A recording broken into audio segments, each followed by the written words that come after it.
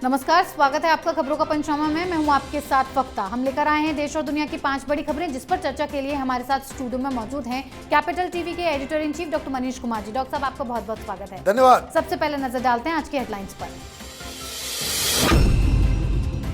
ISI से जुड़ी संस्थाओं के कार्यक्रम में हामिद अंसारी का विवादित बयान। बोले, भारत में बढ़ी असहिष्णुता, भेदभाव और हिंसा की जड़ें हो रही मजबूत। बिहार में ट्रेन फूंकने और रेल रोको मामले में रेल इंटेलिजेंस की रिपोर्ट। कहा, कांग्रेस छात्र संगठन एनएसयूआई का इसके पीछे हाथ, तेजी से की जा रही है जांच। राहुल गांधी ने ट्विटर से की फॉलोअर्स घटाने की शिकायत। बोले, मोदी सरकार के दबाव में काम कर रहा ट्विटर। कंपनी का जवाब, हेरफेर और स्पैम के लिए कोई जगह नहीं।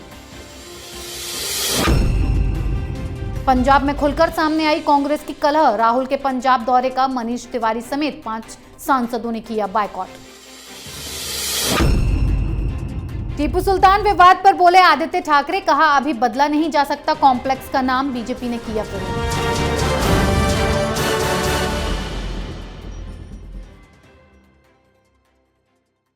सबसे पहले बात कांग्रेस की नफरती सोच पर। भारत के पूर्व उपराष्ट्रपति हामिद अंसारी के विवादित बयान से सियासत गर्मा गई है। दरअसल हामिद अंसारी पाकिस्तानी खुफिया एजेंसी आईएसआई से जुड़ी संस्था के एक कार्यक्रम में शामिल हुए थे। हामिद अंसारी ने इस दौरान भारत के लोकतंत्र की आलोचना की और चेतावनी दी है कि देश अपने संवैधानिक मूल्यों से दूर जा रहा है, और उन्होंने हिंदू राष्ट्रवाद के उभार को लेकर चिंता जताई। हामिद अंसारी ने कहा कि हाल के सालों में हमने ऐसे ट्रेंड्स का उभार और वैसे व्यवहार देखे हैं जो पहले से स्थापित नागरिक राष्ट्रवाद के खिलाफ हैं, और ये सांस्कृतिक राष्ट्रवाद की काल्पनिक व्यवस्था को लागू करते हैं। अंसारी ने यह भी दावा किया कि ये वर्तमान चुनावी बहुमत को धार्मिक बहुमत के रूप में पेश करते हैं और राजनीतिक शक्ति पर एकाधिकार करना चाहते हैं। डॉक्टर साहब, हामिद अंसारी आखिर भारत के खिलाफ क्यों जहर उगल रहे हैं? देखिए, वो एक जिहादी मानसिकता वाले व्यक्ति हैं, प्लेन एंड सिंपल। ये व्यक्ति एक जिहादी ऑर्गेनाइजेशन द्वारा फंडेड सेमिनार में, डिस्कशन में वो भाषण दे रहे हैं और किस चीज़ की पाठ पढ़ा रहे हैं। ये इंडियन अमेरिकन मुस्लिम काउंसिल, उसके बैनर तले के कार्यक्रम में वहाँ पे हिंदुस्तान के मल्टी कल्चरल कॉन्स्टिट्यूशन को बचाने की फिराक में वो भाषणबाजी कर रहे हैं। अब ये तो बता दे कोई भाई, ये जो जितने जिहादी हैं वो किस मल्टी कल्चरल सेटअप को फॉलो करते हैं। ये बता दे कोई कि जहां जहां इस्लाम है वहां पे किस तरह का मल्टी कल्चरलिज्म है। जिस संस्था के लिए आप काम कर रहे हो उसका रिश्ता, उसके तमाम लोगों के जो रिश्ते रहे हैं वो जमाते इस्लामी के साथ रहे हैं। तो जमाते इस्लामी कौन सा मल्टी कल्चरल सारी चीजों को कोऑप्ट करने वाला ऑर्गेनाइजेशन है? ये जिहादी, ये हामिद अंसारी जैसे लोग इस्लाम के अलावा दूसरे धर्म के मानने वालों को तो काफिर कहते हैं, और भाषण ये मल्टीकल्चरल हिंदुस्तान के कॉन्स्टिट्यूशन की कर रहे थे। इस देश का दुर्भाग्य है और उस तरह की पार्टियों के लिए एक अभिशाप है जिन लोगों ने इस जैसे मीर जाफर को हिंदुस्तान का उपराष्ट्रपति बनाया।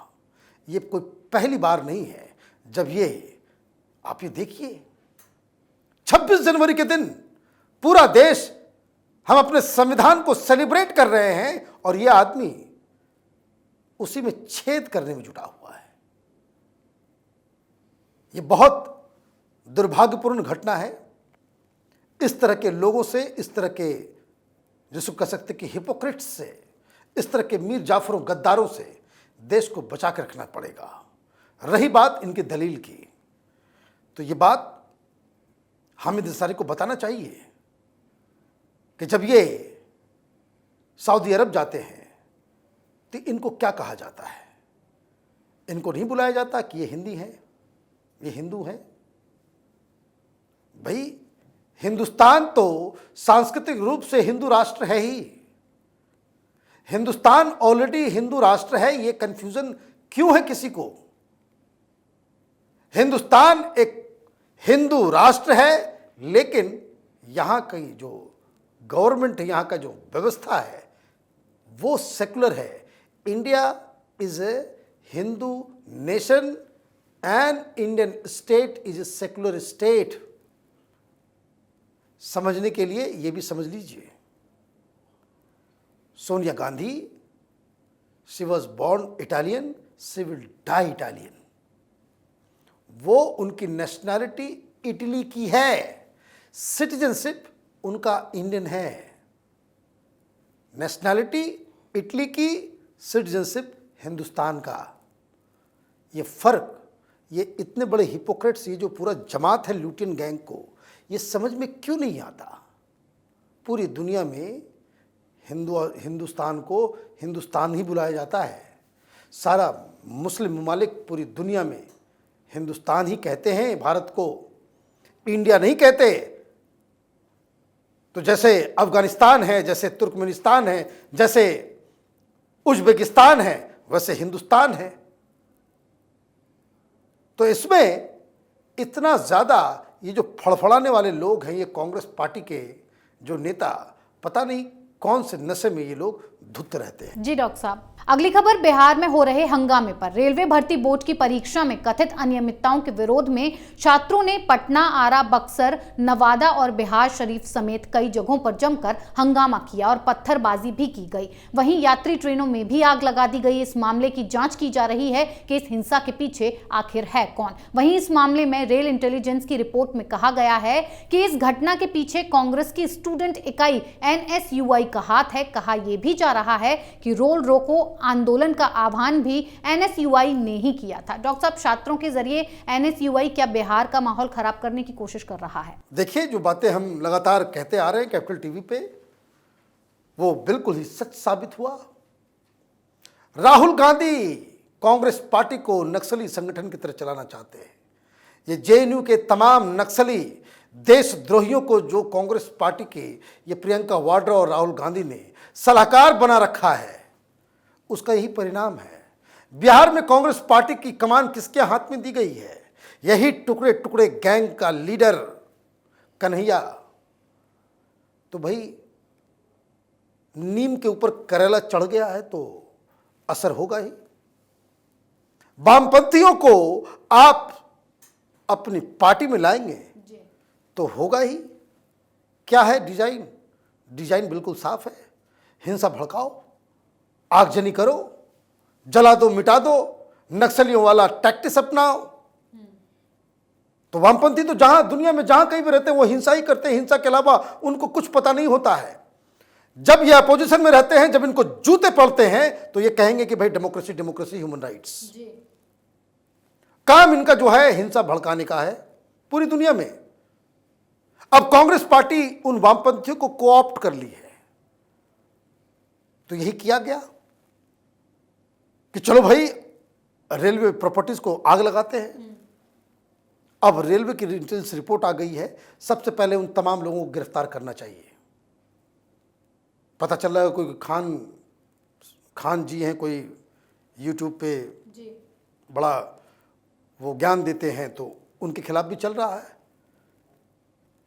राजनीति के चक्कर में हिंदुस्तान में हिंसा भड़काने वाले लोगों के खिलाफ अगर कार्रवाई नहीं होती है तो वैसा मुख्यमंत्री भी नहीं चाहिए, ऐसा प्रधानमंत्री भी नहीं चाहिए, ऐसा गृह मंत्री भी नहीं चाहिए जो एक्शन लेने के वक्त चूड़ियां पहन ले। हिंदुस्तान ने बहुत झेल लिया। दिल्ली में 53 लोगों की मौत हुई यही प्रोटेस्ट के चक्कर में। ये जो किसान आंदोलन के नाम पे, ये किसान आंदोलन वाले कहते हैं कि भाई 700 लोग मर गए, और मारने वाले यही किसान ऑर्गेनाइजेशंस के नेता हैं। ये हत्यारे हैं जो पाकिस्तानी पैसे लिखा करके, ये तमाम तरह के ऑर्गेनाइजेशन उल्टी पुल्टी डीलिंग करके आपने इन लोगों के जान के साथ खिलवाड़ किया। अंततः तो क्या हुआ? क्या हुआ? पंजाब में 700 लोग मर गए, लिस्ट निकाल रहे हैं सारे लोग। और जो ये लोग किसान के नाम पे आंदोलन कर रहे थे, सब चुनाव लड़ रहे हैं, पार्टी बना ली है। यही धंधा करने के लिए आपने किया था। ये बात capital TV right from the beginning, पहले दिन से कह रहा था कि ये सब चुनाव के थके हारे, इसको कहते हैं फूके हुए कारतूस हैं, जिन्होंने राजनीति में अपनी किस्मत को आजमा लिया कुछ नहीं मिला, वहां जमानत जब्त हो गई तो ये किसान संगठन खोल के बैठ गए। अब ये कुछ पॉपुलर हुआ है तो सबको अरविंद केजरीवाल का रोल मॉडल समझ में आ रहा है, सब चुनाव लड़ रहे हैं।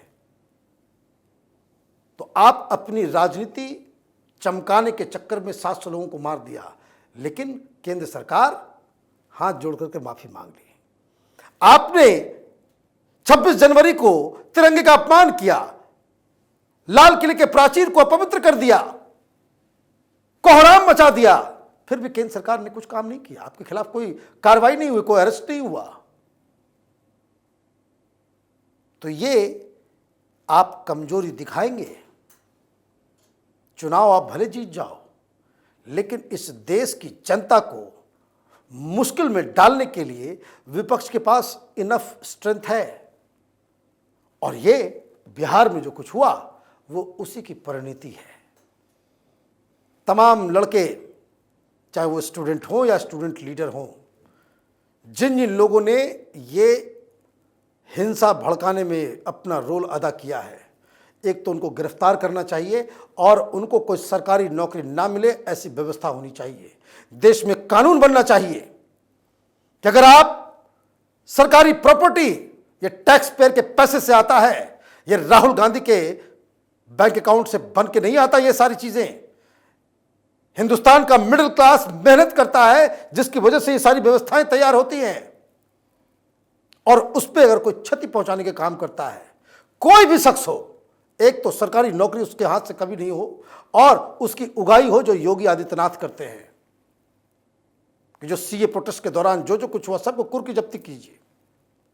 ये तमाशा बंद होना चाहिए। जी डॉक्टर साहब, अगली खबर राहुल गांधी के नए बयान पर। ट्विटर पर फॉलोअर्स घटने से राहुल गांधी परेशान हो गए हैं और अब वो इसका ठीकरा भी मोदी सरकार पर फोड़ रहे हैं। दरअसल राहुल ने ट्विटर को पत्र लिखकर शिकायत की और आरोप लगाया कि ट्विटर मोदी सरकार के दबाव में काम कर रहा है। राहुल ने बकायदा ट्विटर अकाउंट का डाटा भी शेयर किया, जिसमें प्रधानमंत्री मोदी, अमित शाह और कांग्रेस नेता शशि थरूर के साथ तुलना करते हुए कई आरोप भी लगाए। अब ट्विटर ने इस पत्र का जवाब दिया है। ट्विटर ने कहा है कि हम भी चाहते हैं कि फॉलोअर्स की संख्या अकाउंट के साथ दिखे, लेकिन हम ये भी मानते हैं कि फॉलोअर्स वास्तविक हों। ट्विटर के पास हेरफेर और स्पैम के लिए कोई जगह नहीं है। डॉक्टर साहब, राहुल गांधी ट्विटर पर फॉलोअर्स कम हो गए हैं, उसका ठीकरा भी मोदी सरकार पर फोड़ रहे हैं, क्यों?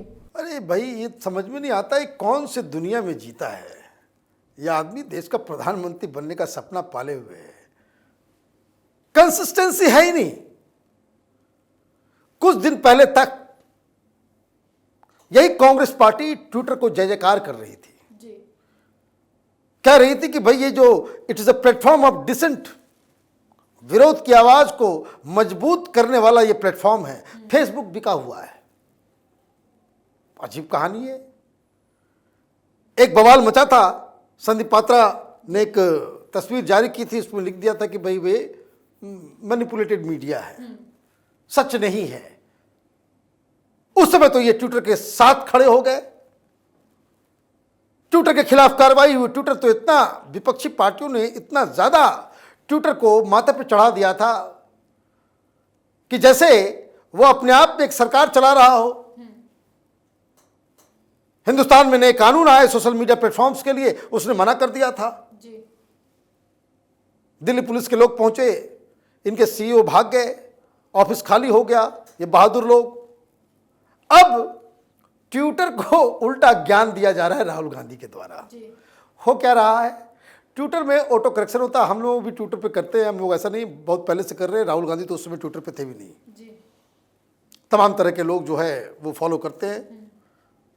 मेरा सौभाग्य, प्रधानमंत्री मोदी भी हमको फॉलो करते हैं, लेकिन हमारा भी नहीं बढ़ता है। भाई आप क्या कर रहे हो? लोग देखिए, जो बड़े बड़े लीडर्स होते हैं उनके साथ दिक्कत क्या है कि वो खरीद लेते हैं। सोशल मीडिया डिपार्टमेंट अलग होता है, वो मीटिंग में जाकर जवाब देना होता है कि देखिए सर 1 लाख लोग आ गए, आज नए फॉलोअर आपके बन गए। नेता खुश, माल ढीला होता है। इन लोगों का, सब लोगों ने कार्यकर्ता को छोड़ के टेक्नोक्रेट्स, ये मैनेजमेंट, ये झूठे फरेबी मार्केटिंग के लोगों को इन लोगों ने हायर कर रखा है। वो इनको कुछ कुछ ज्ञान देता रहता है। राहुल गांधी ने पूछ लिया होगा कि भाई फॉलोअर्स क्यों नहीं बढ़ रहे हैं। उन्होंने कहा होगा कि देखिए सरकार का दबाव आ गया होगा, इसलिए आपके फॉलोअर नहीं बढ़ रहे हैं। अरे भाई, एक ही बात को रोज करोगे तो लोग फॉलोअर्स तो होगे तब जब आप अच्छी अच्छी बातें लिखोगे। सैचुरेशन पॉइंट आ गया है तो ट्विटर ने उल्टा जवाब दिया। ट्विटर ने कह दिया कि भाई आप फ्रॉड आदमी हो। Exactly this is what it is. क्या आपके फॉलोअर्स जेन्युइन नहीं है, इसलिए उसको ऑटो करेक्शन चलता रहता है। जैसे जैसे हमारे डाटा में फेक आईडीज मिलते जाते हैं। और मैं आपको बता दूं, पहले जो एक बार राहुल गांधी, अब जो कांग्रेस पार्टी का और बहुत सारे लीडर्स का जो शायद ये फेसबुक पे हुआ था जी। कि जिसमें फर्जी फॉलोअर्स को जो हटाया गया था, तो उस पर एक रिसर्च आ गया था, तो मालूम चला कि राहुल गांधी को जो फॉलो करने वाले ज़्यादातर लोग यूक्रेन से हैं, कजाकिस्तान से हैं। तो ये इस तरह के फॉलोअर्स भी लोग खरीद खरीद के बनाते थे। बहुत सारे पत्रकार थे, अपने आप को बहुत ही महत्वपूर्ण समझने के लिए कि भाई 1 लाख से 1.5 लाख के ऊपर हमारे फॉलोअर हैं, उन्होंने भी खरीद लिया। एक धंधा चल रहा था। तो अब धीरे धीरे जैसे सिस्टम दुरुस्त हो रहा है, जेन्युइन फॉलोअर्स वेरीफाइड लोगों के द्वारा, तो उसमें संख्या घटा दी जाती है। तो इसमें कौन सी बड़ी बात हो गई? ट्विटर के ऊपर अगर फॉलोअर कम होंगे, आप राजनीति नहीं करेंगे, सरकार से आप इस चीज़ के लिए इसको एक मुद्दा बनाएंगे। कांग्रेस पार्टी डिजास्टर की तरफ बढ़ रही है। जी डॉक्टर साहब, अगली खबर कांग्रेस में आई दरार पर। राहुल गांधी के पंजाब दौरे में भी कांग्रेस बटी हुई नजर आई। कांग्रेस के ही 5 सांसदों ने राहुल के दौरे का बॉयकॉट किया। इनमें मनीष तिवारी, रवनीत बिट्टू, जसबीर डिम्पा, मोहम्मद सिद्दीकी और परनीत कौर शामिल हैं। परनीत कौर कैप्टन अमरिंदर सिंह की पत्नी हैं। हालांकि कांग्रेस की ओर से सांसदों के बॉयकॉट की खबरों को खारिज किया गया है। पार्टी के सांसद जसबीर सिंह गिल ने ट्वीट करके कहा कि इस इवेंट में सिर्फ 117 कांग्रेस प्रत्याशियों को ही बुलाया गया था, सांसदों को आमंत्रण ही नहीं था, इसीलिए बायकॉट जैसी कोई बात ही नहीं है। डॉक्टर साहब, कांग्रेस की फूट क्या चुनावी नैया को डुबा सकती है? अब ये कांग्रेस पार्टी ना हुई कि ट्विटर हो गया। अब ये कहते भाई प्रधानमंत्री मोदी के डर से कई सारे एमपी जो है वो उनके कार्यक्रम में नहीं आए। खैर, ये तो कहने की बात है कि इनवाइट नहीं किया गया, हाँ किया गया। दिक्कत ये है कि कांग्रेस पार्टी में अभी फिलहाल बहुत ज़्यादा जद्दोजहद। आप कांग्रेस की विचारधारा को छोड़कर वामपंथियों की तरह संगठन को चलाने की कोशिश करोगे तो वो नहीं होगा, ये समझ लीजिए। ऊपर से प्रधानमंत्री मोदी ऐसी ऐसी चीज़ें काम कर देते हैं कि जिसमें कांग्रेस पार्टी में और जो है वो दरार आ जाती है। अब गुलाम नबी आज़ाद साहब को जो है पद्म विभूषण दे दिया गया। पद्म भूषण का अवार्ड जो दे दिया गया, उनमें बवाल मच गया। कपिल सिब्बल ने कह दिया कि भाई देखिए, कांग्रेस पार्टी को गुलाम नबी आज़ाद की सर्विस की जरूरत नहीं और देश उनको सम्मानित कर रहा है। सही बात है। दिक्कत क्या हो रही है? दिक्कत यह हो रही है कि पंजाब में भारतीय जनता पार्टी उतनी मजबूत नहीं है और कांग्रेस पार्टी और अकाली दल के बीच बहुत ही ज्यादा घमासान है और वहां पे कोई स्पेस बीजेपी का नहीं है। अगर भारतीय जनता पार्टी थोड़ी सी भी मजबूत होती तो सारे के सारे ये जो विरोधी हैं, ये सब भारतीय जनता पार्टी के गोदी में आकर के कब बैठ गए होते हैं। जी। दिक्कत ये चल रही है कि कांग्रेस पार्टी को पता ही नहीं चल रहा है कि भाई कौन क्या कब कैसे क्या करने वाला है। ये G23 ग्रुप है, उसमें ज्यादातर लोग सिद्धू का विरोध कर रहे हैं। जी। सिद्धू जिस तरह की चीजें कर रहे हैं और जिस तरह के लोगों को सामने लेकर के आ रहे हैं, इवन प्रधानमंत्री की सुरक्षा में जो चूक हुई, यही लोग जो विरोध करने वाले सब लोगों ने माना कि प्रधानमंत्री की सुरक्षा से नहीं कॉम्प्रोमाइज किया जा सकता। लेकिन कांग्रेस पार्टी है। अब दिक्कत यह हो रहा है कि कांग्रेस पार्टी इस दुविधा में फंसी हुई है कि इनका मुख्यमंत्री का चेहरा कौन होगा, यह भी घोषणा करने लायक नहीं बची है। कुछ लोग तो ये कह रहे हैं कि अगर चन्नी को घोषित कर दिया गया तो ये सिद्धू साहब घर में जाकर के बैठ जाएंगे और सिद्धू साहब को घोषणा कर दी गई तो चन्नी किसी और पार्टी में चला जाएगा, इसकी भी खबर आ रही है। मतलब आप ये समझिए कि राहुल गांधी ने बैठे बिठाए किस तरह के, मतलब एक राज्य जहां आपकी सरकार चल रही थी, कैप्टन अमरिंदर अगर चीफ मिनिस्टर के उम्मीदवार होते, कांग्रेस पार्टी में होते, तो अभी कांग्रेस पार्टी इस स्थिति में होती कि फिर से सरकार बना ली होती। लेकिन सब कुछ जो है वो तबाह और बर्बाद हो गया। जी डॉक्टर साहब, आखिरी खबर महाराष्ट्र में शुरू हुए नए विवाद पर। टीपू सुल्तान के नाम पर मुंबई के मलाड में एक स्पोर्ट्स कॉम्प्लेक्स का नाम रखे जाने पर विवाद खड़ा हो गया है। बीजेपी इस पर आपत्ति जता रही है। फडणवीस का कहना है कि हिंदुओं का कत्लेआम करने वाला टीपू सुल्तान कभी देश का गौरव नहीं हो सकता। बीजेपी के विरोध के बाद इस मामले पर महाराष्ट्र के पर्यावरण मंत्री आदित्य ठाकरे का बयान सामने आया है। उनका कहना है कि इस जगह का नाम अभी फाइनल नहीं हुआ है। परियोजनाओं के आधिकारिक नामों को अंतिम रूप देना बीएमसी के दायरे में आता है। महापौर ने कहा कि उस पार्क के आधिकारिक नाम को लेकर अभी तक अंतिम फैसला नहीं हुआ है। डॉक्टर साहब, स्पोर्ट्स कॉम्प्लेक्स का नाम टीपू सुल्तान रखने पर क्यों इतना विवाद हो रहा है? बिल्कुल होना चाहिए। टीपू सुल्तान, उसने कई हिंदुओं की हत्या की, बहुत ही जो कहते कि डार्क चैप्टर्स हैं उसकी जिंदगी के। उसके शासनकाल में अत्याचार की सारी सीमाएं जो लांघ दी गई। ये तो हिंदुस्तान के फर्जी इतिहासकारों ने गंगा जमनी तहजीब को गलत रूप से साबित करने के लिए अकबर द ग्रेट बना देते हैं, टीपू सुल्तान द वॉरियर बना देते हैं। तो खैर ये समय बदल रहा है। दिक्कत क्या है? महाराष्ट्र में 2 दिन पहले उद्धव ठाकरे ने कहा कि हमने हिंदुत्व नहीं छोड़ी और बवाल मच गया ये टीपू सुल्तान स्पोर्ट्स कॉम्प्लेक्स को लेकर के। उद्धव ठाकरे के बेटे आदित्य ठाकरे, पर्यावरण मंत्री, वो सहम गए। उन्होंने कह दिया कि भाई अभी नाम फाइनल नहीं हुआ है। सही कह रहे होंगे कि भाई नाम फाइनल नहीं हुआ है। जब नाम फाइनल नहीं हुआ है इसका मतलब कि शिवसेना बैकफुट पे आ गई, ये बात कही जा रही है। लेकिन आदित्य ठाकरे साहब को यह भी सोचना चाहिए कि जो उद्घाटन चल रहा था तो वो पोस्टर्स क्या लगे हुए थे। हर जगह पोस्टर तो यही लिखा हुआ था कि टीपू सुल्तान स्पोर्ट्स कॉम्प्लेक्स के नाम से उसका उद्घाटन हुआ। आपने उद्घाटन कर दिया और नाम फाइनल नहीं किया। पोस्टर्स लग गए। उस मुस्लिम लीडर ने हर जगह अपना नाम चमका लिया कि भाई टीपू सुल्तान स्पोर्ट्स कॉम्प्लेक्स बना रहे हैं। तो हिंदुओं के हत्यारे के नाम पे स्पोर्ट्स कॉम्प्लेक्स एक हिंदूवादी सरकार बनाए तो जवाब देना ही पड़ेगा। जी डॉक्टर साहब, तो ये दिक्कत है। जी, इतनी बेहतरीन जानकारी के लिए बहुत बहुत धन्यवाद। धन्यवाद। खबरों का पंचनामा में आज के लिए इतना ही। देश विदेश की बाकी खबरों और उनके सटीक एनालिसिस के लिए देखते रहिए कैपिटल टीवी। हमें लाइक कीजिए, शेयर कीजिए और कैपिटल टीवी को सब्सक्राइब कीजिए। नमस्कार।